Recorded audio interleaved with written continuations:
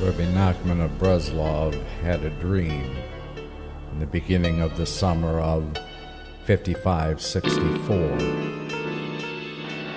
The Rebbe said, "I will tell you what I saw, and you tell your children." This dream, as recorded by Rabbi Nachman of Breslov, the Rebbe's Talmid Chacham, is as follows. There was someone lying on the ground, and around him people were sitting in a circle. Around the circle was another circle, and around that circle was another circle, and so on. Many circles. Then around them were sitting yet more people, in no particular order. The one who was sitting in the middle was leaning on his side. He was moving his lips, and all those around were moving their lips after him. After this, I looked, and he was not there, this one in the middle. And all those sitting around stopped moving their lips. I asked, "What is this?" They answered me that he had become cold and had expired, and he had stopped speaking. After this, they all started to run, and I ran after them. I saw two palaces, very fine, beautiful buildings. Sitting there were two commanders. They all ran to these two commanders and started arguing with them. "Why did you deceive us?" They wanted to kill them. The commanders fled outside. I saw them, and their nature was very good in my eyes. I ran after them and saw, in the distance, a beautiful tent. From there they cried out to the commanders, "Turn back and seek out all the merits you have, and take them in your hands, and go to the light which is hanging there. There you will accomplish everything you want." They turned back and took their merits. There were bundles of merits there, and they ran to the light. I ran after them and saw a gleaming light suspended in the air. The commanders came and threw their merits to the light. From the light, sparks fell into their mouths. Then the nor, the lamp, turned into a nahar, a river, and everyone drank from the river. And creatures were formed inside them. Then they started to speak.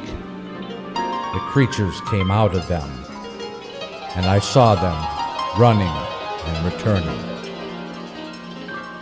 They were neither men nor any kind of animal, just creatures. After this, they decided to go back to their place. But they said, "How can we go back to our place?" Somebody said, "We should send to the one who stands there holding a sword which reaches from heaven to earth. They said, "Who should we send?" They thought they should send for the creatures. And the creatures went there. I ran after them, and I saw him. He was terrifying. His stature reached from heaven to earth. In his hand was a sword reaching from heaven to earth. It had many blades. One of them was sharp. This was for killing. One of them was for poverty.